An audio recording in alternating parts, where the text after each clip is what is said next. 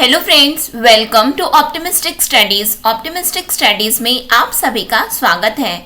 आज हम national and international current affairs के लिए राष्ट्रीय एवं अंतर्राष्ट्रीय समसामयिकी के लिए घटना चक्र की सीरीज स्टार्ट करने जा रहे हैं और आज के सेशन में हम मई 2022 का घटना चक्र देखेंगे।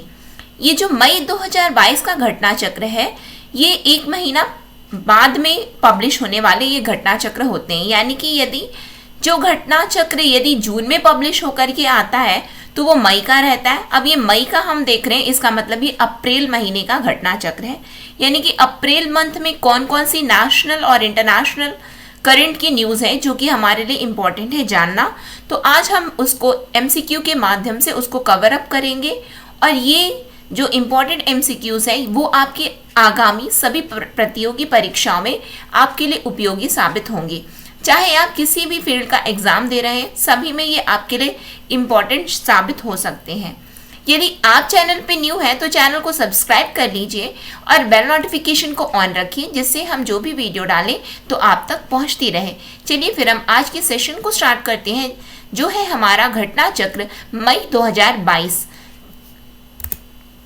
हमारा फर्स्ट क्वेश्चन है, who has been awarded with the Saraswati Samman 2021 bye के फाउंडेशन रिसेंटली।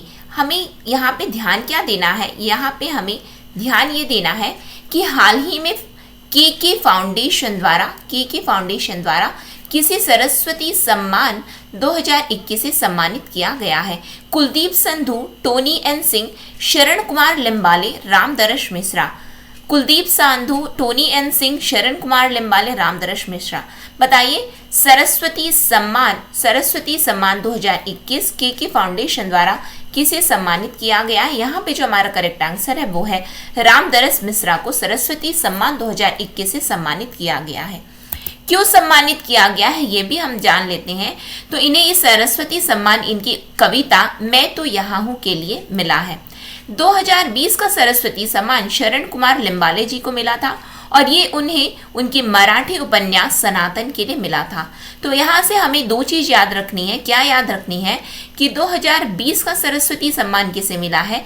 तो शरण कुमार लिम्बाले को मिला। 2021 का सरस्वती सम्मान किसे मिला? तो रामदरस मिश्रा को मिला। सरस्वती सम्मान देता कौन है? तो के फाउंडेशन देता है। तो ये बिल्कुल ये सब चीज़ें हमें याद करनी है। नेक्स्ट में हम आ जाते हैं। नेक्स्ट क्वेश्चन है हमारा, which institute ranks first in the recently released QS world university ranking. हाल ही में जारी QS वर्ल्ड यूनिवर्सिटी रैंकिंग में कौन सा संस्थान पहले स्थान पर है?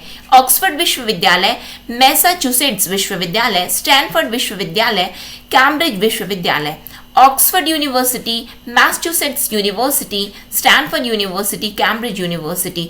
हमें बताना है, पहली बात तो हमें ध्यान क्या देना है कि ये रैंकिंग जारी कौन किया है? तो QS वर्ल्ड यूनिवर्सिटी रैंकिंग। पूछा क्या गया है हमसे कि फर्स्ट कौन आया है इस रैंकिंग में।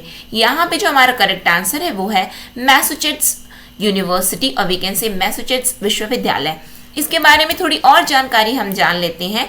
हमने फर्स्ट तो जान लिया बिल्कुल कि मैसाचुसेट्स यूनिवर्सिटी फर्स्ट आई है, लेकिन यदि हम इंडिया के रेस्पेक्ट में बात करते हैं तो इंडिया में जो IIT बॉम्बे है उसे 65th रैंकिंग उसको मिली है कि टॉप 100 की रैंकिंग है। तो टॉप 100 में भारत से 2 IITs ने जगह बनाई है वर्ल्ड यूनिवर्सिटी रैंकिंग में, जो है IIT बॉम्बे 65th में है और IIT दिल्ली जो है 72nd रैंक में है। ठीक है, नेक्स्ट क्वेश्चन में हम आ जाते हैं। नेक्स्ट क्या है हमारा, in which state one health pilot project has been started by animal husbandry and dairying department of the government of India. ये क्वेश्चन आपके लिए इंपॉर्टेंट हो जाता है, जैसे कि आप यदि ADEO के लिए प्रिपेयर कर रहे हैं तो ये इंपॉर्टेंट है, क्योंकि आप देख रहे हैं कि आजीविका के सेक्शन में डेयरी ये सब पढ़ना ही है हमें। यहाँ पे आप देखिए लिखा क्या है कि ये स्टार्ट कौन किया है? तो animal husbandry and dairying department. केंद्र सरकार के पशुपालन और डेयरी विभाग द्वारा किस राज्य में वन हेल्थ पायलट प्रोजेक्ट शुरू किया गया है? क्या शुरू किया गया है? One health pilot project. हमारे ऑप्शंस हैं हरियाणा, गुजरात, उत्तराखंड, उत्तर प्रदेश। बताइए, वन हेल्थ पायलट प्रोजेक्ट किस राज्य में स्टार्ट किया गया है, किसके द्वारा स्टार्ट किया गया है, तो animal husbandry and dairying department, जो कि है केंद्र सरकार, सेंट्रल गवर्नमेंट की। यहाँ पे जो हमारा करेक्ट आंसर है वो है उत्तराखंड में। तो उत्तराखंड में जो है one health pilot project start किया गया है। ठीक है, इसके बारे में कुछ आवश्यक जानकारी हम जान लेते हैं। वो ये है कि जैसा कि हमने देख लिया कि department of animal husbandry and dairying department ने इसको लॉन्च किया, और ये क्या है, ये एक पायलट प्रोजेक्ट है। कहाँ स्टार्ट किया गया है, तो उत्तराखंड में स्टार्ट किया गया है। किस लिए स्टार्ट किया गया है, तो वन हेल्थ फ्रेमवर्क को इम्प्लीमेंट करने के लिए। कैसे, through one health support unit. Bharat सरकार के पशुपालन और डेयरी विभाग ने वन हेल्थ सपोर्ट यूनिट के माध्यम से वन हेल्थ फ्रेमवर्क को लागू करने के लिए उत्तराखंड में एक पायलट प्रोजेक्ट शुरू किया है। ठीक है, वन हेल्थ पायलट प्रोजेक्ट। ये बिल्कुल हमें याद क्या करना है, यहाँ से हमने याद क्या किया है कि one health pilot project start कहाँ किया गया, तो उत्तराखंड में स्टार्ट किया गया है। ये क्यों स्टार्ट किया जा रहा है, जिससे वन हेल्थ फ्रेमवर्क को इम्प्लीमेंट लागू किया जा सके। किसके द्वारा स्टार्ट किया गया, तो पशुपालन और डेयरी विभाग के द्वारा स्टार्ट किया गया है। ठीक है, नेक्स्ट में आ जाए हम लोग। नेक्स्ट क्या है हमारा, who has been recently become president of Serbia. हाल ही में सर्बिया के राष्ट्रपति कौन बने हैं, Hassan Rouhani, Joko Widodo, Arif Alvi, Aleksandar Vucic. बताइए, हाल ही में सर्बिया के प्रेसिडेंट कौन चुने गए हैं, तो हाल ही में सर्बिया के जो प्रेसिडेंट हैं वो चुने गए हैं अलेक्जेंडर वोसिक, विकेन से अलेक्जेंडर वोसिक।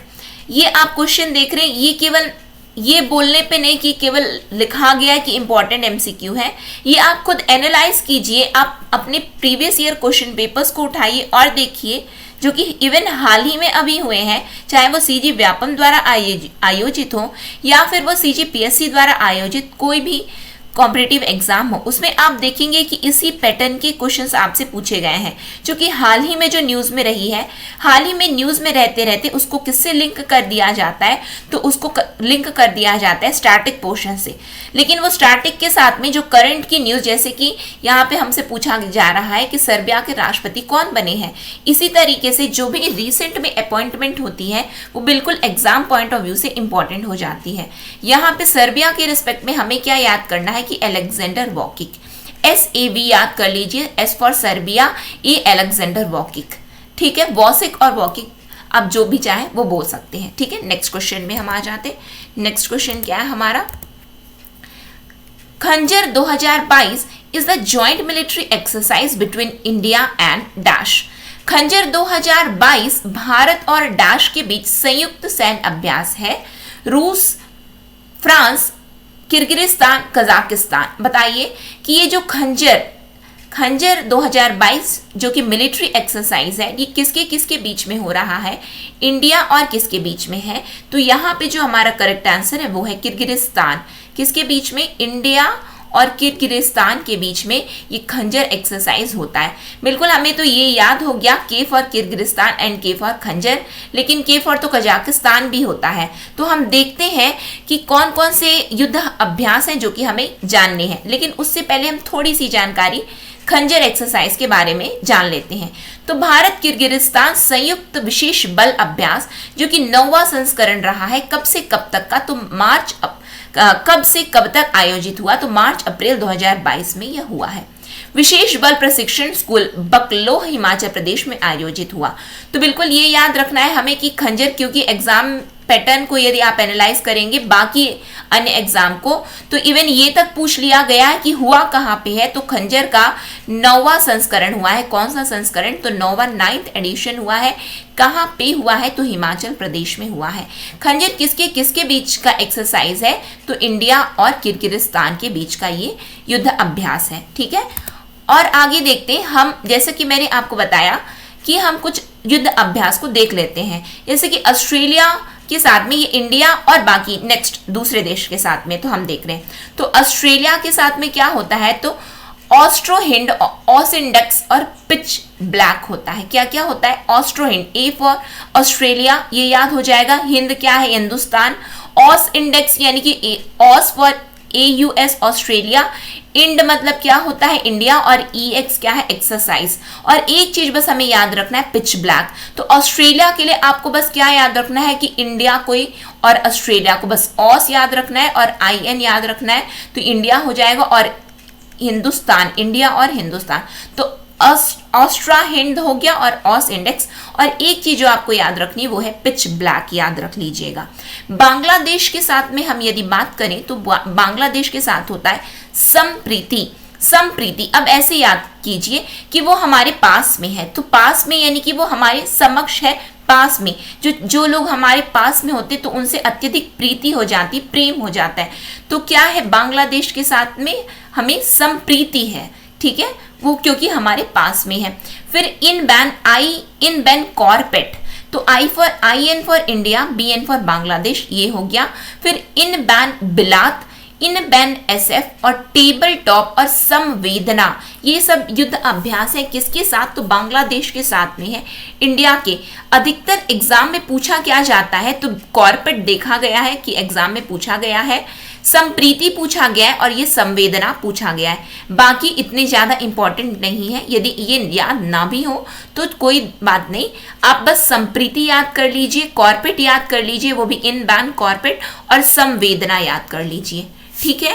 फिर उसके बाद ब्राजील साउथ अफ्रीका के साथ में, तो आप सुने होंगे इप्सा, ठीक है। तो इप्सा क्या है, I for India, B for Brazil, SA for south Africa. तो इसका जो एक्सरसाइज है तो इप्सा मार, ठीक है, इप्सा मार। फिर उसके बाद चाइना के साथ इंडिया का क्या होता है, तो हैंड इन हैंड, क्या होता है, हैंड इन हैंड युद्ध अभ्यास होता है चाइना के साथ में, यानी कि हाथापाई, ऐसे याद कर सकते क्या हम, ऐसा तो याद कर सकते, हाथापाई याद कर सकते हैं कि क्यों क्योंकि हमेशा हमने देखा है कि किस तरीके से चाइना के साथ में हमारी जो है कैसे तीक्ष्ण प्रहार वाली अभी थोड़ी सी हमारे संबंध चल रहे हैं। तो हम ऐसे ये देख सकते हैं कि हाथापाई हो गई है किसके साथ, तो चाइना के साथ हो गई है, तो हैंड इन हैंड हम याद कर सकते हैं चाइना के साथ। और भी देख लेते हैं हम, इजिप्ट के साथ क्या है, तो इजिप्ट के साथ साइक्लोन। फ्रांस के साथ क्या है, तो फ्रांस के साथ आप लोग याद करो, इंडिया फ्रांस के बीच में क्या है, वरुण गरुण की शक्ति, वरुण गरुण की शक्ति, ठीक है। तो बिल्कुल ये याद रखना, इंडिया फ्रांस के साथ में क्या हो रहा है, तो इंडिया फ्रांस में है वरुण गरुण की शक्ति, ठीक है, वरुण गरुण की शक्ति, ठीक है। इंडोनेशिया के साथ में क्या है, गरुण शक्ति, इंडोनेशिया के साथ में क्या है, गरुण शक्ति, दोनों ही है, ये देख लिए, गरुण शक्ति इंडिया और इंडोनेशिया का है, लेकिन गरुण और शक्ति अलग अलग किसके साथ में है, तो फ्रांस के साथ में। इंडोनेशिया की आप बात करेंगे तो गरुण शक्ति है, और इंडोनेशिया के साथ क्या है, इंडो कॉर्पेट। उसके साथ हमने क्या देखा बांग्लादेश के साथ, तो इन BN कॉर्पेट देख लिया हमने, ठीक है। और उसके साथ में हमने क्या देखा था, इन BN बिलात देखा था, यहाँ पे इंड और इंडो बिलात है। तो बिल्कुल ये याद रखना है कि जिस देश के साथ है तो कॉर्पेट, क्योंकि अक्सर एग्जाम में पूछा गया, चाहे आप किसी के साथ में भी आप उसे ऐड कर दीजिए, बांग्लादेश के साथ में हो चाहे इंडोनेशिया, तो देखा गया एग्जाम में। इजराइल के साथ क्या है, तो इजराइल के साथ ब्लू फ्लैग होता है। जापान के साथ धर्म गार्जियन होता है और जेमेक्स होता है। कजाकिस्तान, जैसा कि मैंने आपको बोला था, के फॉर किर्गिस्तान भी हो गया और के फॉर तो कजाकिस्तान भी हो गया। याद कैसे करें, तो कजाकिस्तान तो KAZ आप देख रहे हैं, तो बस KAZ बस याद रखना है हमको। फिर जो बचा हुआ है वो तो खंजर की बात ही होगी, फिर बात किसकी होगी, खंजर की ही बात होगी। क्यों, क्योंकि कजाकिस्तान तो हो गया हमारा कजाकिस्तान और कज इंड, ठीक है। तो खंजर किसके साथ हुआ हमारा, तो इंडिया और किर्गिस्तान, जो कि हमारा क्वेश्चन था। नेक्स्ट में हम आ जाते हैं, नेक्स्ट है हमारा मलेशिया। तो मलेशिया के साथ में होता है हरिमाऊ शक्ति और इन RMN बिलात और हॉपेक्स होता है। अक्सर पूछा क्या गया है, तो हरिमाऊ की शक्ति पूछा गया है एग्जाम में। मालदीव्स के साथ में क्या होता है, तो इक्विरिन, एग्जाम में बहुत सारे एग्जाम से पूछा गया इक्विरिन, ठीक है। तो बिल्कुल याद रखना, इक्विरिन किसके साथ में, मालदीव्स के साथ में। और इकट्ठा ये उतना ज्यादा पूछा नहीं गया। मंगोलिया के साथ में नोमैडिक एलिफेंट है, जो कि एग्जाम में आया हुआ है, ये हाल ही के एग्जाम में आया हुआ था। नोमैडिक एलिफेंट किसके साथ में युद्धाभ्यास है, तो मंगोलिया के साथ में है। म्यांमार की हम बात करें तो इम्बेक्स है, इमकॉर है, इन MN बिलात है और टेबल टॉप है, ठीक है। इम्बेक्स पूछा गया है, बाकी चीज पूछे नहीं गए हैं, इम्बेक्स पूछा गया है जो कि इंडिया और म्यांमार के बीच में है। नेपाल के साथ में सूर्य किरण है, नेपाल के साथ सूर्य किरण है। ऐसे हम याद कर लेते हैं कि सूर्य निकलता कहाँ है, तो पूर्व दिशा से निकलता है, तो उत्तर पूर्वी लगभग, ठीक है। तो उत्तर पूर्वी देख लीजिए या फिर थोड़ा सा यानी कि टिल्ट है, तो हमें बिल्कुल ये नेपाल के साथ में आपको याद भी होगा, लेकिन फिर भी यदि एक ट्रिक के जरिए यदि हम याद करने की कोशिश करें तो सूर्य निकलता कहाँ है, तो पूर्व दिशा से निकलता है। तो सूर्य किरण कहाँ पे, तो हम उसकी लोकेशन देख लेते हैं कि लगभग उत्तर पूर्वी तरफ है या फिर उत्तर तरफ। यदि आप देख रहे हैं भारत का नक्शा, भारत के मैप में यदि आप देखें तो उधर से है। तो सूर्य किरण कहाँ, नेपाल के साथ में। ओमान के साथ में क्या है, तो अल नगाह है, नसीम अल बहर है और ईस्टर्न ब्रिज है। इसमें अल नगाह पूछा गया है और नसीम अल बहर भी पूछा गया है एग्जाम में, तो इंपॉर्टेंट करके ही इसको बिल्कुल याद कर लीजिए। नसीम अल बहर और अल नगाह ओमान के साथ में है, इंडिया का युद्ध अभ्यास जो कि पूछा है।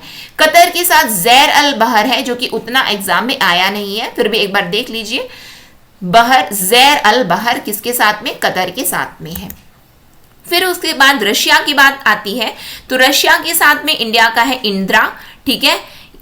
IND इंड और आर क्या है, RA क्या है, रशिया का है, और एविएंद्रा, कि बिल्कुल ये दोनों ही एग्जाम में आए हुए हैं। इंद्रा भी आया हुआ है तो और एविएंद्रा भी आया हुआ है, तो ये रशिया के साथ में। सिसल्स के साथ में है लैमित्य जो कि एग्जाम में पूछा गया है, लैमित्य भी पूछा गया। सिंगापुर के साथ में है सिम्बेक्स, ये भी इंपॉर्टेंट है, और ज्वाइंट मिलिट्री ट्रेनिंग, ठीक है। सिम्बेक्स इंपॉर्टेंट है हमारे लिए।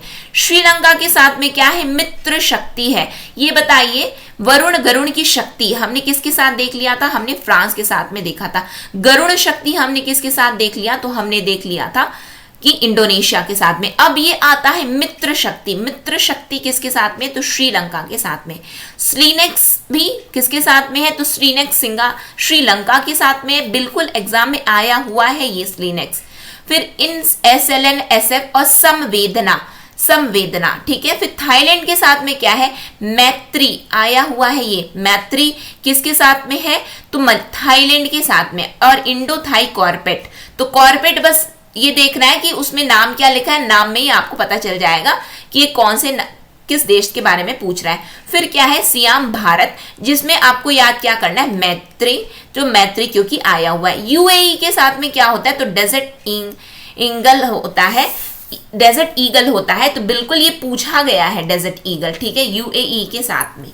फिर उसके बाद बात आती है यूके के साथ में क्या क्या युद्ध अभ्यास है इंडिया के, तो अजय वॉरियर है, कोंकण है और इंद्रधनुष है, जो कि तीनों ही इंपॉर्टेंट है, तीनों ही याद कर लीजिए कि यूके के साथ अजय वॉरियर होता है, कोंकण होता है और इंद्रधनुष होता है, ठीक है। नेक्स्ट में हम आते हैं, नेक्स्ट क्या है, यूएसए के साथ में क्या क्या होता है, तो यूएसए के साथ में युद्ध अभ्यास होता है, वज्र प्रहार होता है, स्पिटिंग कोबरा होता है, संगम होता है जो कि INUSN EOD और रेड फ्लैग कोप इंडिया। अब इसमें मैं आपको बता देती हूँ इंपॉर्टेंट कौन कौन सा है और एग्जाम में आया कौन सा है, तो युद्ध अभ्यास पूछा गया, वज्र प्रहार पूछा गया और कोप इंडिया पूछा गया, बाकी कुछ नहीं पूछा गया है, ठीक है।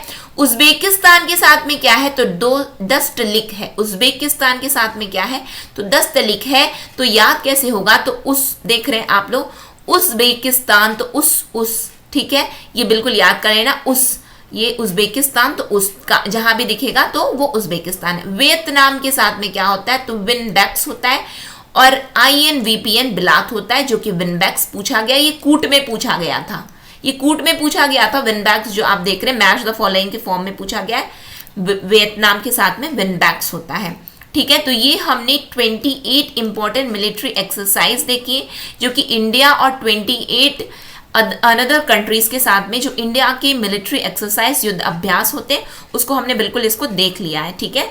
नेक्स्ट क्वेश्चन में हम आ जाते हैं, हमारा क्या है, हाल ही में किस देश ने earth observation satellite Gaofen 3 launch किया है, गाओफेन 3 लॉन्च किया है, चीन, रूस, Bharat, Ukraine. Which country has recently launched earth observation satellite Gaofen 3, China, Russia, India, Ukraine. बताइए हमारा करेक्ट आंसर क्या है। तो ये जो उटपटांग से हमें नाम दिख जाए गाओफेन ये सब, तो ये कौन, ये उटपटांग से नाम हमेशा कौन लाता है, तो चाइना ही लाता है। तो बस वो हम वैसे ही याद कर लेते हैं कि क्योंकि चाइना ने हाल ही में एक अर्थ ऑब्जर्वेशन सैटेलाइट को लॉन्च किया है जिसका नाम क्या है, गाओफेन। क्या नाम है, गाओफेन नाम है, गाओफेन 3 नाम है। ठीक है, नेक्स्ट में हम आ जाते हैं। ये एग्जाम में पूछने लायक ये क्वेश्चन है कि गाओफेन 3 किसके द्वारा है, तो चाइना के द्वारा है। ठीक है, ये इंपॉर्टेंट एमसीक्यूज हैं जो कि एग्जाम रेलेवेंट ही है। ठीक, नेक्स्ट में हम आते हैं। Which is the first book in Indian language. Here the point to be noted is the first book as well as in Indian language to win international Booker prize. अंतरराष्ट्रीय Booker पुरस्कार जीतने वाली भारतीय भाषा की पहली पुस्तक कौन सी है। बुकर प्राइज तो बहुत नहीं जीता, इंटरनेशनल बुकर पुरस्कार तो बहुत नहीं जीता, लेकिन जो हमें याद क्या करना है कि भारतीय भाषा में पहली पुस्तक कौन सी है। तो हमारा शहर है, ये शहरी हो गया है, हमारा शहर है, वैराग्य है, रेत समाधि है, या टॉम्ब ऑफ सैंड है। बताइए हमारा शहर, वैराग्य, रेत समाधि, टॉम्ब ऑफ सैंड। तो किसने जीता है फर्स्ट बुक जो कि इंडियन लैंग्वेज में है, जिसने इंटरनेशनल बुकर प्राइज जीता है, तो वो है हमारा करेक्ट आंसर क्या है, टॉम्ब ऑफ सैंड है। Tomb of sand. First page में आपने एक पिक्चर देखी होगी एक महिला की, ठीक है, तो वो क्या है, वो कौन है, तो वो है गीतांजलि श्री। वो कौन है, गीतांजलि श्री। ठीक है, वो भारतीय लेखिका है गीतांजलि श्री। और अमेरिकी अनुवादक डेजी रॉकवेल ने 80 वर्षीय नायिका के साथ एक जीवंत उपन्यास टॉम्ब ऑफ सैंड के लिए अंतर्राष्ट्रीय बुकर पुरस्कार जीता है। तो हमें याद क्या करना है, टॉम्ब ऑफ सैंड, जो कि भारतीय भाषा हिंदी में है। ठीक है, और लेखिका कौन है उसकी, तो गीतांजलि श्री है। और अनुवादक कौन है, तो अमेरिकी अनुवादक है डेजी रॉकवेल। ठीक है, और इन्होंने उपन्यास, ये एक जीवंत नायिका पर है ये। ठीक है, तो Indian writer Geetanjali Shree and American translator Daisy Rockwell won international Booker prize for Tomb of Sand, a vibrant novel with a boundary crossing 80-year-old heroine. ठीक है, तो आप इनकी पिक्चर भी देख सकते हैं, शुरू में जो मैंने अटैच किया वो गीतांजलि श्री ही है। मूल रूप से हिंदी में लिखी गई यह अंतर्राष्ट्रीय बुकर पुरस्कार जीतने वाली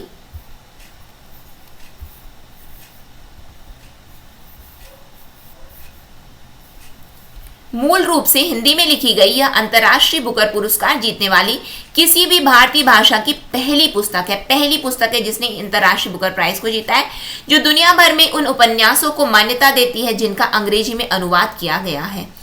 ठीक, ओरिजिनली रिटर्न इन हिंदी, ओरिजिनली किस में लिखा गया, हिंदी में लिखा गया है, यानी कि ये फर्स्ट बुक बन गई है हिंदी में लिखी हुई, जिसको ट्रांसलेट किस में किया गया, तो ट्रांसलेट किया गया है, इसे इंग्लिश में ट्रांसलेट किया गया है, और ये हिंदी में लिखी गई है, और ये इंटरनेशनल बुकर प्राइज भी इसने जीत लिया है। तो नाम क्या है इस बुक का, तो बिल्कुल हमें याद कर लेना है, टॉम्ब ऑफ सैंड। क्या है ये, टॉम्ब ऑफ सैंड है। ठीक है, गीतांजलि श्री जी ने लिखा है। नेक्स्ट में आ जाते हैं हम। Recently who has become the new chairman of UPSC. हाल ही में यूपीएससी के अध्यक्ष कौन बने हैं, प्रदीप कुमार जोशी, मनोज सोनी, आरकेएस सिंह, अर्चना बलूच। बताइए, यूपीएससी इंपॉर्टेंट हो जाता है क्योंकि एक इंपॉर्टेंट ये अपॉइंटमेंट है। यदि आप अपॉइंटमेंट्स की कैटेगरी में यदि आप देखें तो यूपीएससी के हाल ही में नए अध्यक्ष कौन बने हैं, तो नए अध्यक्ष बने हैं मनोज सोनी। कौन बने हैं, मनोज सोनी बने हैं यूपीएससी के नए चेयरमैन। इन्होंने किसे रिप्लेस किया है, तो ये किसके स्थान पर आए हैं, तो प्रदीप कुमार जोशी के स्थान पर आए हैं। ये जो आप देख रहे हैं, ये जो मनोज सोनी है, तो ये पहले सदस्य थे यूपीएससी के, जो कि अभी क्या है, प्रदीप कुमार जोशी जी हटे हैं। तो कौन आ गए हैं, मनोज सोनी जी आ गए हैं। किस में आ गए हैं, तो यूपीएससी में आ गए हैं। ठीक है, यूपीएससी के अध्यक्ष में।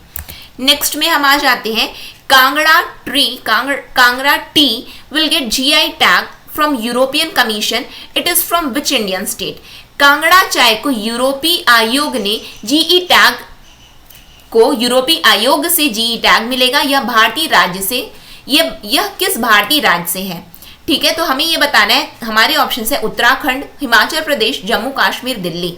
पहली बात तो ये हमें याद रखना है कि ये कांगड़ा चाय को जीआई टैग दिया जा रहा है, तो जीआई टैग दे कौन रहा है, तो यूरोपीय आयोग, यूरोपियन कमीशन के द्वारा ये जीआई टैग दिया जा रहा है। किसके द्वारा दिया जा रहा है, यूरोपियन कमीशन, यूरोपीय आयोग के द्वारा जीआई टैग। हमसे पूछा जा रहा है कि ये कांगड़ा चाय है कहाँ की, उत्तराखंड की है, हिमाचल प्रदेश की है, जम्मू कश्मीर की है या दिल्ली की है। तो यहाँ पे जो हमारा करेक्ट आंसर है वो है हिमाचल प्रदेश। हिमाचल प्रदेश में कांगड़ा है, वो वहाँ की है ये टैग। लेकिन हमने क्या देख लिया, अभी हमने देखा, जस्ट हमने देखा कि यूरोपीय आयोग दे रहे हैं, ठीक है, यानी कि यूरोपियन कमीशन दे रहे हैं किसको, कांगड़ा टी को, कांगड़ा चाय को जीआई टैग दे रहे हैं। लेकिन भारत में कब मिला है इसे, तो भारत में 2005 को ही इसको जीआई टैग मिल चुका है। यानी कि इंडिया से ऑलरेडी ये पहले से ही, इसीलिए तो बोलते हैं ना कांगड़ा चाय, यानी कि कांगड़ा की चाय है, प्रसिद्ध है, पहले से मिल चुका है इसको जीआई टैग। कब मिला है, तो बिल्कुल ये याद कर लीजिए 2005 को मिला है। लेकिन अब यूरोपियन कमीशन, यूरोपीय आयोग भी इसको जीआई टैग दे रहे हैं। उससे होगा क्या, उससे ये होगा कि भारत की चाय अब विदेशी मार्केट में प्रवेश करेगी और विदेशी मार्केट के साथ में पूरे वर्ल्ड वाइड ये फेमस होने जा रही है, ठीक है। नेक्स्ट में हम आ जाते हैं, which Indian state ranked first in the recently release state energy and climate index bye NITI Aayog. NITI Aayog द्वारा हाल ही में जारी राज्य ऊर्जा और जलवायु सूचकांक में भारत का कौन सा राज्य प्रथम स्थान पर है, तमिलनाडु, पश्चिम बंगाल, गुजरात, राजस्थान। बताइए कौन सा राज्य फर्स्ट है किसमें, तो state energy and climate index जो कि रिलीज कौन करता है, यहां से आपके दो क्वेश्चन कवर हो जाएंगे। पहली बात तो state energy climate index release कौन करता है, तो बिल्कुल हमें याद कर लेना है कि नीति आयोग रिलीज करती है क्या, तो स्टेट एनर्जी क्लाइमेट इंडेक्स। राज्य ऊर्जा और जलवायु सूचकांक कौन जारी करता है, तो नीति आयोग जारी करती है। अब हमसे पूछा गया है कि प्रथम स्थान पर कौन है, तो प्रथम स्थान पर जो है वो है गुजरात। गुजरात जो है इसमें फर्स्ट प्लेस पे है। इसके बारे में थोड़ी जानकारी हम देख लेते हैं। वो जानकारी ये है कि state energy and climate index राज्यों के प्रदर्शन में 6 मापदंड पर रैंक करता है। यानी कि वो क्या देखता है इसके, यानी कि स्टेट परफॉर्मेंस ऑन 6 पैरामीटर्स, ये रैंक करते हैं स्टेट्स को 6 पैरामीटर्स के आधार पर। और वो क्या है, discoms performance, access affordability, reliability of energy, clean energy initiatives, energy efficiency, environmental sustainability, new initiatives, discom का प्रदर्शन, ऊर्जा की पहुंच, वहनीयता और विश्वसनीयता, स्वच्छ ऊर्जा पहल, ऊर्जा दक्षता, पर्यावरणीय स्थिरता, नई पहल। अब ये आप देख लीजिए, आपको मापदंड याद करने की बिल्कुल आवश्यकता नहीं है कि बिल्कुल रटने बैठ रहे हैं। क्यों, क्योंकि डिस्कॉम है तो हम बिल्कुल रिलेट कर सकते हैं, अच्छा एनर्जी से रिलेटेड है, फिर यहाँ पे खुद ही ऊर्जा आ गया, यहाँ पे ऊर्जा आ गया, यहाँ पे ऊर्जा आ गया। फिर उसके बाद यदि हम देखें तो ये क्या है कि स्टेट एनर्जी इंडेक्स, जब एनर्जी की बात आती है तो पर्यावरण तो बिल्कुल रिलेट करता है, और एनर्जी क्या है, एक नई पहल के रूप में होती है। तो ये 6 मापदंड हैं जो कि यदि आप पीएससी के लिए आप यदि प्रिपेयर कर रहे हैं तो बिल्कुल आने लायक ये प्रश्न है, बिल्कुल आने लायक ये प्रश्न है। यदि आप एबीईओ के लिए प्रिपेयर कर रहे हैं जहाँ पे आपका नेशनल और इंटरनेशनल करंट अफेयर आने वाला है, तो ये बिल्कुल एक इम्पॉर्टेंट पोर्शन है जहाँ पे आपसे पैरामीटर्स भी पूछा जा सकता है।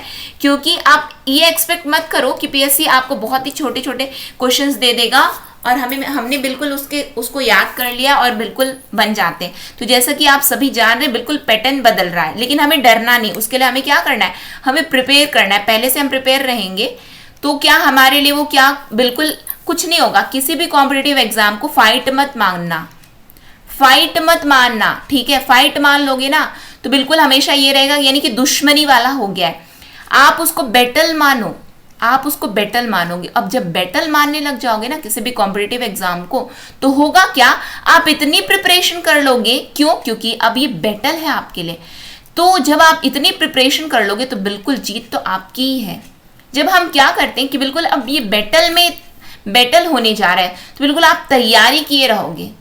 बोलते हैं ना कि इतना पसीना बहा देना चाहिए जिससे युद्ध में फिर वो खून ज्यादा ना बहे, ठीक है। तो अभी आप प्रिपरेशन कर रहे हैं तो बिल्कुल इस तरीके से पढ़िए कि हर एक चीज आपको पूरी याद हो जाए। तो जैसा कि मैंने आपको याद क्या करवाया, पैरामीटर्स को याद करने की जरूरत ही नहीं है, ये पहले ही क्वेश्चन में दे दिया है, स्टेट एनर्जी क्लाइमेट इंडेक्स, ठीक है। स्टेट एनर्जी क्लाइमेट इंडेक्स यानी कि ये ऊर्जा क्या है, इसको हिंदी में हम क्या बोलते हैं कि राज्य ऊर्जा जलवायु सूचकांक। ऊर्जा है ना तो पैरामीटर्स भी इसके क्या होंगे, वैसे ही होंगे, ऊर्जा जैसे ही होंगे। तो डिस्कॉम हो गया, ऊर्जा हो गया, यहाँ पे भी ऊर्जा हो गया, यहाँ पे भी ऊर्जा हो गया। बस अब ऊर्जा है तो पर्यावरण में स्थिरता लाएगा और नई पहल है ये।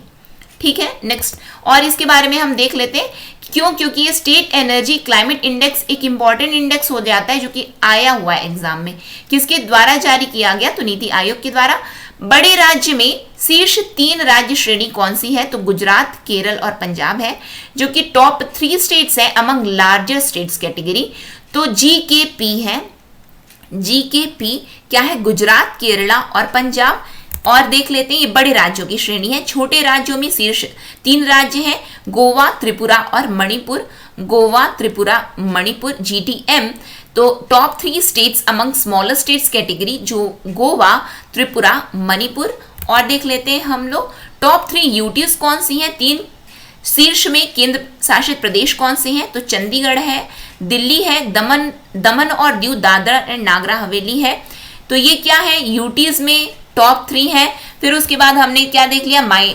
जो स्मॉलर स्टेट्स में हमने देख लिया, और हमने लार्जर स्टेट्स में बिल्कुल देख लिया है कि कौन कौन है। यहाँ पे GKP है। फिर उसके बाद में आते हैं, यहाँ पे हमने देखा GTM है। फिर उसके बाद आता है चंडीगढ़, दिल्ली और दमन एंड दीव, दादर एंड नागर हवेली। ठीक है। नेक्स्ट क्वेश्चन में आ जाइए। पाकिस्तान के नए प्रधानमंत्री कौन बने हैं? बिलावल भुट्टो, इमरान खान, नवाज शरीफ, शहबाज शरीफ। बताइए, तो नए प्रधानमंत्री कौन बने हैं पाकिस्तान के? Who has become the new prime minister of Pakistan? Bilawal Bhutto, Imran Khan, Nawaz Sharif, Shehbaz Sharif. तो यहाँ पे हमारा करेक्ट आंसर है शहबाज शरीफ नए प्रधानमंत्री बने हैं, जो कि नवाज शरीफ जी के छोटे भाई हैं। ठीक है। नेक्स्ट क्वेश्चन में हम आ जाते हैं। नेक्स्ट क्वेश्चन क्या है हमारा?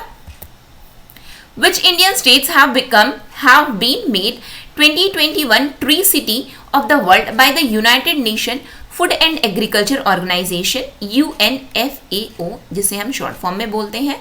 संयुक्त राष्ट्र खाद्य और कृषि संगठन UNFAO द्वारा किन भारतीय शहरों को दुनिया का 2021 ट्री सिटी बनाया गया है? बेंगलुरु, मुंबई, हैदराबाद, बी और सी दोनों। बताइए, बेंगलुरु, मुंबई, हैदराबाद, बी और सी दोनों। Bengaluru, Mumbai, Hyderabad, both B and C. यहाँ पे हमारा करेक्ट आंसर है बोथ बी एंड सी। ये आपका एग्जाम में पूछा गया था, ये आपका 2021 के यूपीएससी में आया हुआ क्वेश्चन है। यूपीएससी में आया हुआ क्वेश्चन है जहाँ पे हमसे ट्री सिटी के बारे में पूछा गया था। ट्री सिटी के बारे में पूछा गया था। ठीक है, आगे देखते हैं, इसके बारे में थोड़ी एक्सप्लेनेशन देख लेते हैं। तो ये जो है संयुक्त राष्ट्र खाद्य और कृषि संगठन FAO, United Nation Food and Agriculture Organization FAO and Arbor Day Foundation बिल्कुल याद कर लेना है हमें कि FAO अकेले नहीं जारी करता है, UNFAO plus arbor Day foundation है उसके साथ में, ये दोनों ही याद होना चाहिए। नाम हमेशा हाईलाइट इनका होता है, लेकिन आर्बर डे फाउंडेशन भी है इनके साथ में। ठीक है, ने संयुक्त रूप से मुंबई और हैदराबाद को विश्व के 2021 ट्री सिटी के रूप में मान्यता दी है। ठीक है, कौन कौन सी? तो मुंबई और हैदराबाद तो महाराष्ट्र होता है ना, हम MH लिखते हैं महाराष्ट्र, तो बस हमें मुंबई, M फॉर मुंबई और H फॉर हैदराबाद, उसी तरीके से बस थोड़ा सा रिलेट कर लीजिए। ट्री सिटी 2021 में इनको जो है इन्हें चिन्हित किया गया। उसके कुछ इंपॉर्टेंट फाइंडिंग्स देख लीजिए। तो 2 भारतीय शहर ने स्वस्थ, लचीला और खुशहाल शहरों के निर्माण में शहरी पेड़ों और हरियाली को उगाने और बनाए रखने की प्रतिबद्धता के लिए मान्यता प्राप्त की। ये क्वेश्चन आया था कि मिला क्यों है, क्यों? हमें बिल्कुल ये तो पता है कि दिया किसे गया, तो बिल्कुल हम रट लेते हैं कि अच्छा ट्री सिटी ना हैदराबाद एंड मुंबई, बिल्कुल। और वो भी ना हम याद कर लिए 2021 दिया कौन? तो FAO दिया है। लेकिन एग्जामिनर भी बोलते हैं अच्छा बच्चे रुक जाओ, हम तुमसे ऐसे क्वेश्चन पूछेंगे जो तुम बना भी ना पाओ, है ना। तो देख लीजिए, तो बना कौन पाएगा? जिन्होंने थोड़ा डेप्थ में पढ़ा है। तो the 2 Indian cities have won the recognition for their commitment to growing and maintaining urban trees and greenery in building healthy, resilient and happy cities।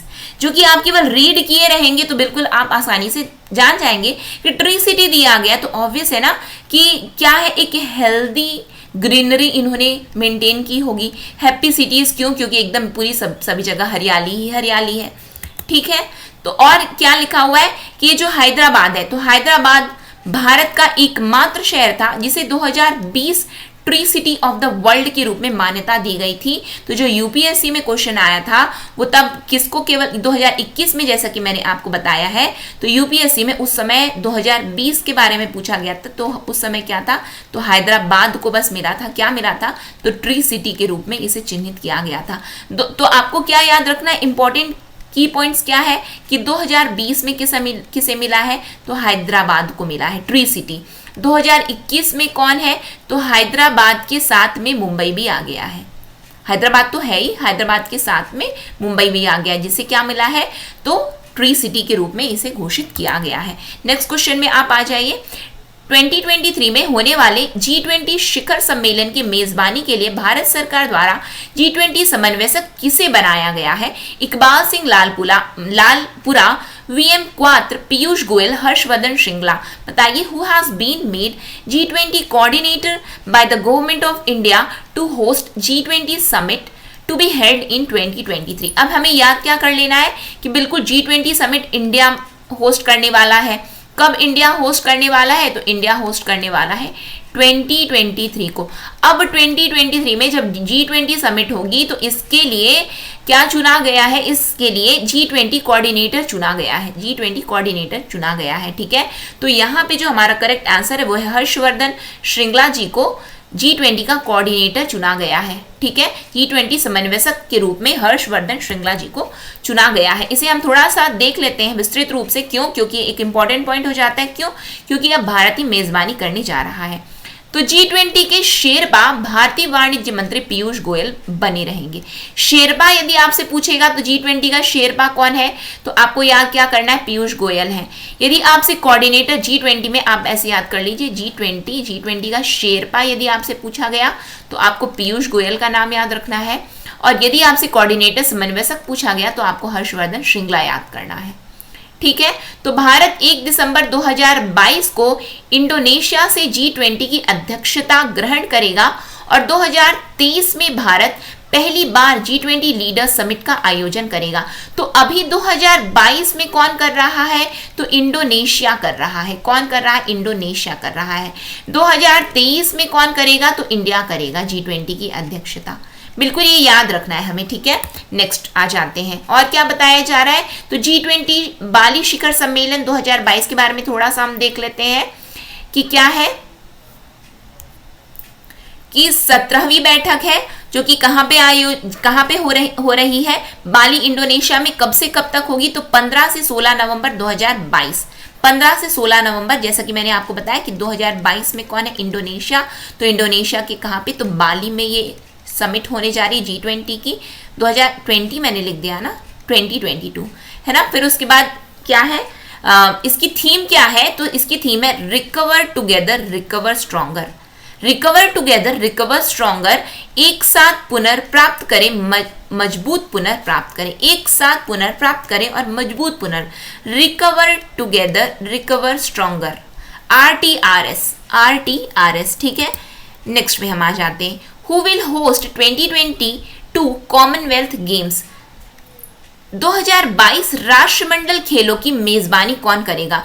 Glasgow Scotland, Gold Coast Australia, Birmingham England, Victoria Australia. बताइए कौन करेगा 2022 Commonwealth की अध्यक्षता या फिर मेजबानी, हम बोल दें मेजबानी कौन कर रहा है राष्ट्रमंडल खेलों की।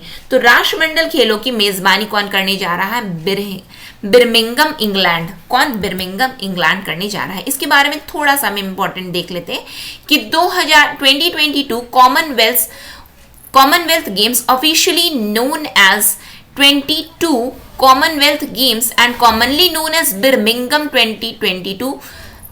तो ये कहाँ पे होने जा रहा है, बर्मिंघम इंग्लैंड में। कब से कब तक, तो 28 जुलाई से लेकर के 8 अगस्त 2022 तक। इसे सामान्य रूप से क्या बोला जाता है, तो सामान्य रूप से इसे 22 कॉमनवेल्थ गेम्स के नाम से जाना जाता है। बर्मिंघम में आयोजित हो रहा है तो इसे बर्मिंघम 2022 भी बोला जाएगा। बर्मिंघम में आयोजित होने जा रहा है तो बर्मिंघम 2022 भी बोला जाएगा, अदरवाइज इसको कॉमनवेल्थ गेम्स बोला जाता है। ठीक है, जो कि 2022 का ये कॉमनवेल्थ गेम्स है। ठीक है, जो कि कहाँ पे होने वाला है, तो बर्मिंघम इंग्लैंड में होने वाला है। ठीक, नेक्स्ट में देखते हैं। नेक्स्ट क्वेश्चन क्या है, हाल ही में प्रकाशित पुस्तक the boy who wrote the constitution के लेखक कौन है? चेतन भगत, रस्किन बॉन्ड, किरण देसाई, राजेश तलवार। Who is the author of the recently published book The Boy Who Wrote the Constitution? Chetan Bhagat, Ruskin Bond, Kiran Desai, Rajesh Talwar. यहाँ पे जो हमारा करेक्ट आंसर है वो है राजेश तलवार। राजेश तलवार जी ने the boy who wrote the constitution, जो कि भीमराव अंबेडकर जी पर आधारित ये पुस्तक को लिखा हुआ है। ठीक है, नेक्स्ट क्वेश्चन में हम आ जाते हैं। नेक्स्ट क्वेश्चन क्या है हमारा, अंतर्राष्ट्रीय मातृ पृथ्वी दिवस मनाया जाता है 22 अप्रैल को, 23 अप्रैल, 24 अप्रैल, 25 अप्रैल। बताइए इंटरनेशनल मदर डे कब मनाया जाता है? तो international mother day celebrated on 22 अप्रैल, 23 अप्रैल, 24 अप्रैल और 25 अप्रैल। यहाँ पे जो हमारा करेक्ट आंसर है वो है 22 अप्रैल। तो 22 अप्रैल को क्या मनाया जाता है प्रतिवर्ष? तो अंतर्राष्ट्रीय मातृ पृथ्वी दिवस मनाया जाता है। क्या मनाया जाता है? अंतर्राष्ट्रीय मातृ पृथ्वी दिवस। इसको देख लेते हैं, विश्व पृथ्वी दिवस। विश्व पृथ्वी दिवस, world earth day, also known as international mother earth day. ठीक है, तो बिल्कुल कंफ्यूज नहीं होना है। क्यों? क्योंकि हमने ये क्या याद रखा है, world earth day, world earth day. अब हमसे बोल दिया गया international mother earth day.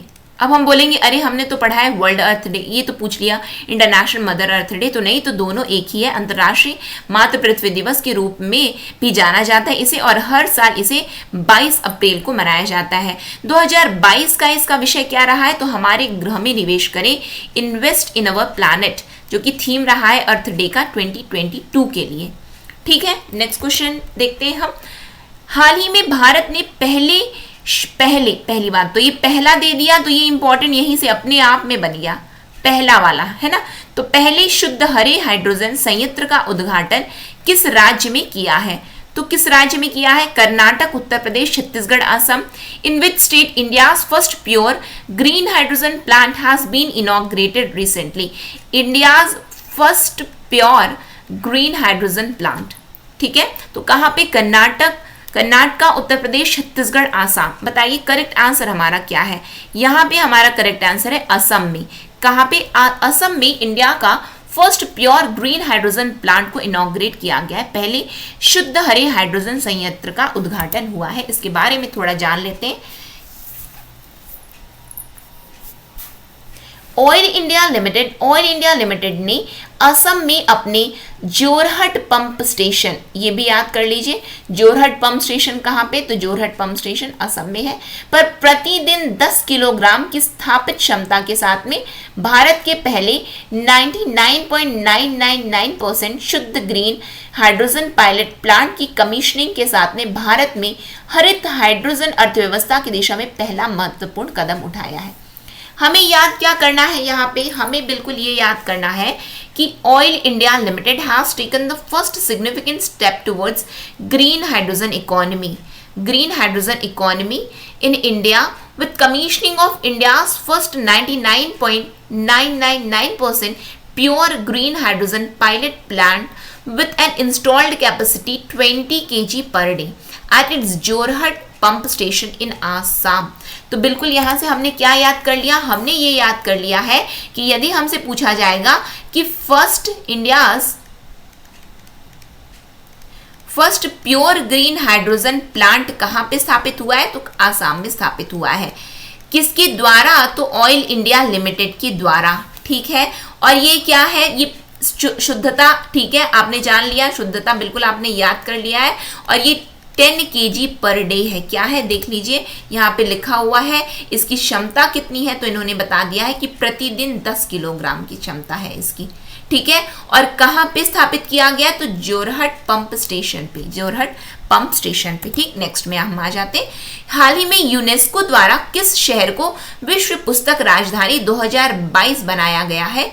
Recently which city has been made World Book Capital 2022 by UNESCO? तो ये याद हमें करना है कि वर्ल्ड बुक कैपिटल 2022 ये कौन बनाया है? तो ये बनाया है यूनेस्को ने बनाया है। अब सिटी याद करना है कि किसको मिला है? तो हमारे ऑप्शंस है Madrid Spain, Kuala Lumpur Malaysia, Tbilisi Georgia, Guadalajara Mexico, Madrid Spain, Kuala Lumpur Malaysia, Tbilisi Georgia, Guadalajara Mexico. हमारा यहाँ पे जो करेक्ट आंसर है वो है ग्वाडलजारा मैक्सिको। इसको जो है वर्ल्ड बुक कैपिटल 2022 घोषित किया गया है, किसके द्वारा? तो यूनेस्को के द्वारा।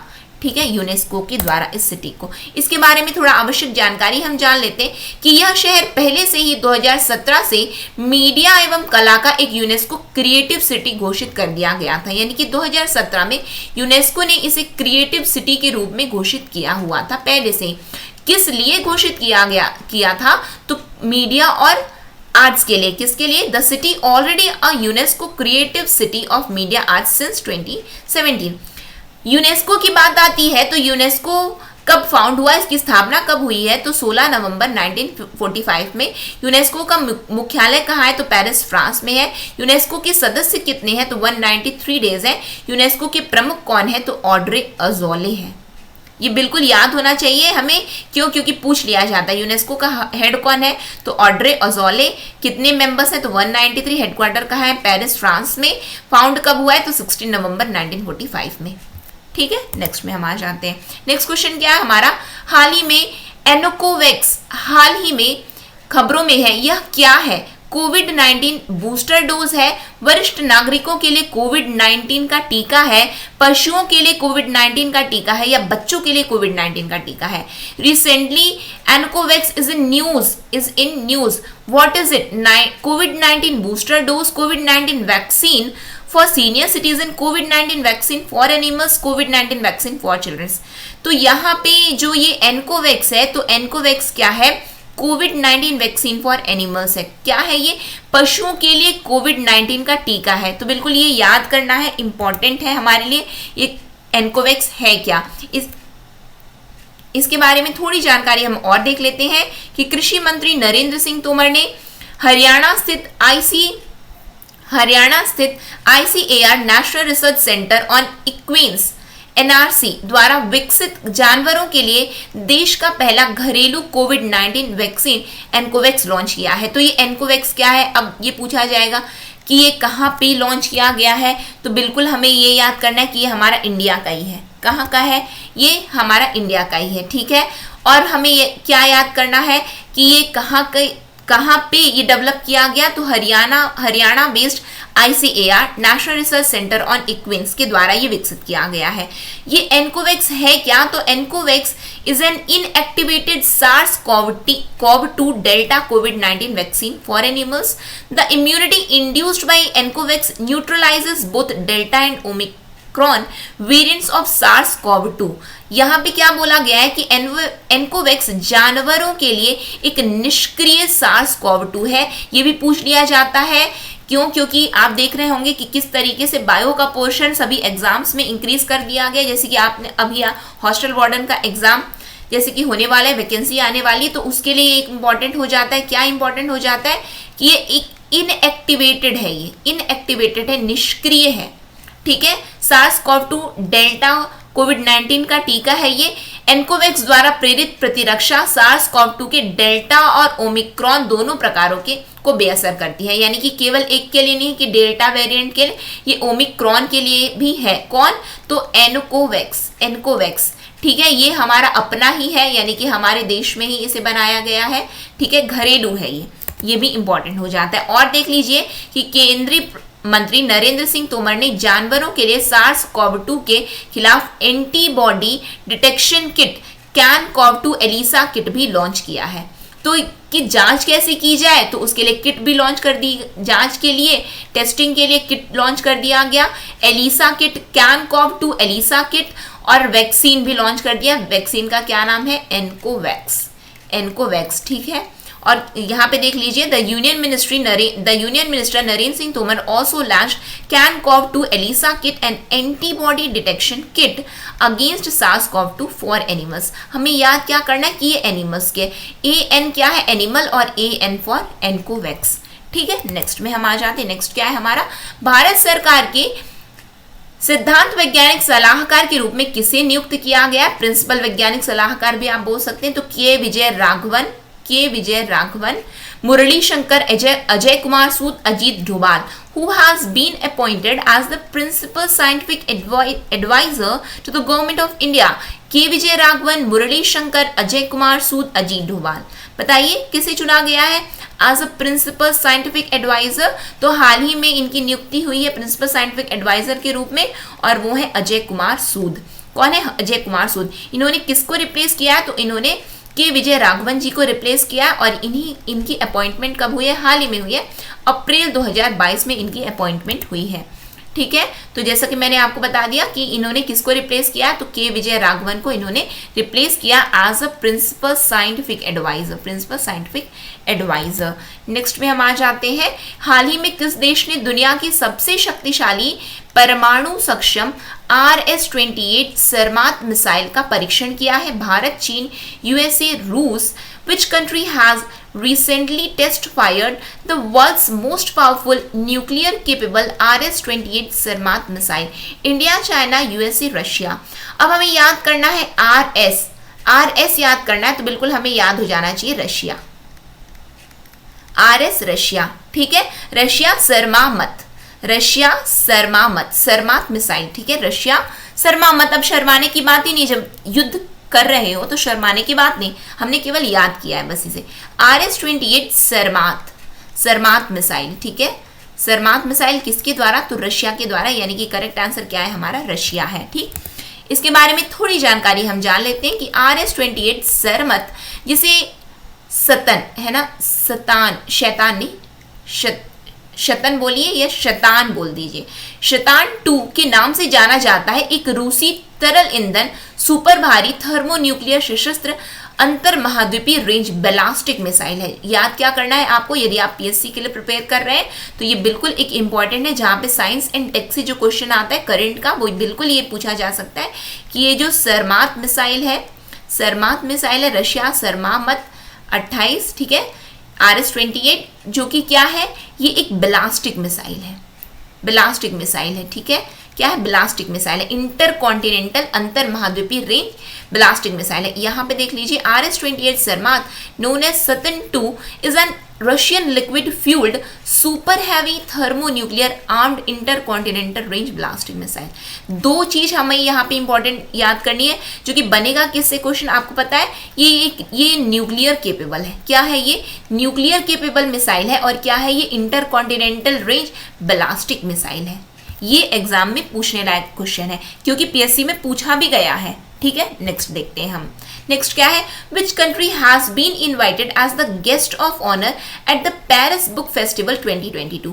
पेरिस पुस्तक उत्सव 2022 में किस देश को विशिष्ट अतिथि के रूप में आमंत्रित किया गया? भारत, नेपाल, बांग्लादेश, अफगानिस्तान. बताइए, पेरिस बुक फेस्टिवल 2022 में किस देश को अतिथि के रूप में इनवाइट किया गया था as a guest of honour? Who has been invited? तो India has been invited at the Paris book festival 2022. Paris book festival जो हुआ था उसमें इंडिया को एज अ गेस्ट इनवाइट किया गया था. जब हम बुक की बात करते हैं तो हम इंडिया के रिस्पेक्ट में अपने एजुकेशन मिनिस्टर को भी जान लेते हैं. शिक्षा मंत्री कौन है? तो धर्मेंद्र प्रधान शिक्षा मंत्री हैं.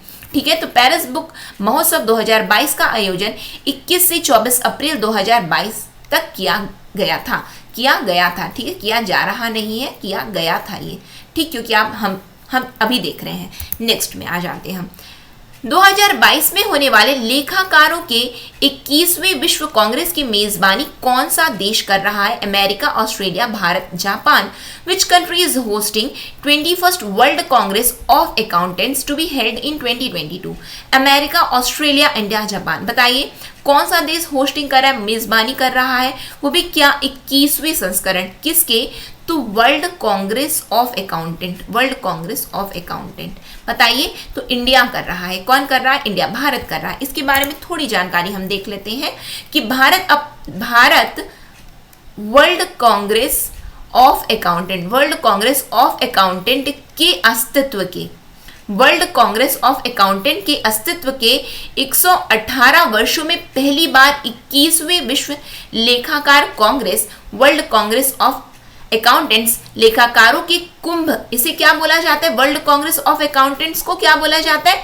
लेखाकारों का कुंभ बोला जाता है इसे। लेखाकार विश्व लेखाकार कांग्रेस को क्या बोला गया? तो लेखाकारों का कुंभ बोला जाता है। मेजबानी कौन कर रहा है? भारत कर रहा है। कौन सा संस्करण है? तो 21वां संस्करण है। ठीक, तो India is set to host the 21st World Congress of Accountants WCOA, the Kumbh of Accountants, for the first time in 118 years of its existence. 118 years of its existence. 118 years जो बोला गया है उसका कारण है क्योंकि इसकी स्थापना कब हुई थी? तो 1904 में हुई थी। इसीलिए इसे बोला गया है कि 118 वर्ष के अपने स्थापना में पहली बार भारत को मेजबानी का अवसर मिला है। भारत जो कि 21वां संस्करण कर रहा है। अब प्रश्न उठना चाहिए कि 1904 से स्थापित हुआ है और केवल अभी तक 21 संस्करण हो पाया, क्यों? उसका कारण है क्योंकि ये हर 4 साल में होता है। हर 4 साल में ये होता है और इसे क्या बोला जाता है? तो इसे कुंभ बोला जाता है। लेखाकारों का ये कुंभ है। ठीक, तो यह कार्यक्रम होगा कहाँ? तो ये जियो वर्ल्ड कन्वेंशन सेंटर में आयोजित होगा जो कि मुंबई में है। मुंबई में ये आयोजित होने जा रहा है। 2022 का विषय क्या रखा गया है? तो स्थायित्व को सक्षम करने के लिए विश्वास का निर्माण, building trust enabling sustainability, building trust enabling sustainability. ठीक है, और थोड़ा सा एक इंपॉर्टेंट पॉइंट है यहां से जो कि निकल के आता है कि institute of chartered accountants of India, institute of chartered accountants of India, ये कब फॉर्म हुआ है? तो 1 जुलाई 1949 को institute of chartered accountants of India कब फॉर्म हुआ है? तो 1 जुलाई 1949। Institute of chartered accountants of India का हेडक्वार्टर कहाँ है? तो न्यू दिल्ली इंडिया में है। और इस हाल ही में प्रेजेंट में प्रेसिडेंट कौन है इसके? तो देबाशीष मित्र हैं। कौन है? देबाशीष मित्रा, जो कि इसके अध्यक्ष हैं किसके? Institute of chartered accountants of India, institute of chartered accountants of India, जो कि कौन है अध्यक्ष? तो देबाशीष मित्रा है। ठीक है, नेक्स्ट में आ जाते हैं। पल्ली ग्राम पंचायत, पल्ली ग्राम पंचायत किस राज्य में है? जो भारत की पहली कार्बन न्यूट्रल पंचायत बन गई है। छत्तीसगढ़, असम, झारखंड, जम्मू कश्मीर। पल्ली ग्राम पंचायत, अब देख लीजिए क्या आपके एडीओ के लिए इंपॉर्टेंट है? बिल्कुल है, ये बिल्कुल है, सभी है, लेकिन ये इस तरीके से क्वेश्चन तो और भी हो जाते हैं। ठीक है, तो Palli gram panchayat is in which state which has become the first carbon neutral panchayat of India? Chhattisgarh, Assam, Jharkhand, Jammu Kashmir. तो ये जो पल्ली ग्राम पंचायत है वो है जम्मू कश्मीर में। कहाँ पे है? जम्मू कश्मीर में है। इसके बारे में थोड़ी जानकारी देख लीजिए। A 500 kilowatt solar power plant at Palli in Samba district of Jammu Kashmir will make it the country's first panchayat to become carbon neutral. Jammu Kashmir के सांबा जिले में है। कहाँ पे है? सांबा जिला पूछा गया तो सांबा।